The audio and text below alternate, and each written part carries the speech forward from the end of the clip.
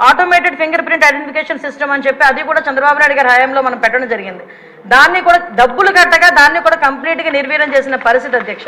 అవే కాకుండా మనకి ఇంతకు ముందు ఏదైనా ఈ బ్లేడ్ బ్యాచ్ కానీ ఎవరైనా అసాంఘిక శక్తులు ఎక్కడైనా ఊర్లలో వెళితే ఆ హౌసెస్ దగ్గర కూడా మానిటరింగ్ చేసేవాళ్ళం అధ్యక్ష.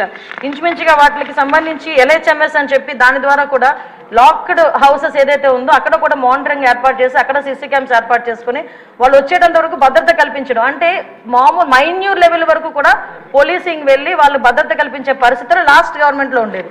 ఈ గవర్నమెంట్ ఎప్పుడైతే నిర్వీర్యం చేసిందో పోలీసు వ్యవస్థని, మీరు అన్నట్టుగా మొత్తం అరాచక శక్తులు అసాంఘిక శక్తులు అరాచక శక్తులు అంటే ఇందాక మేడం గౌరవ ఎమ్మెల్యే గారు చెప్పినట్టు ఎవరో బ్లేడ్ బ్యాచ్ అనో ఇంతకుముందు ఎక్కడి నుంచో వచ్చారు, పై దేశాల నుంచి వచ్చారు, పై రాష్ట్రాల నుంచి వచ్చారు, బీహార్ బ్యాచ్ అక్కడ బ్యాచ్ ఇక్కడ బ్యాచ్ అనుకునే వాళ్ళు.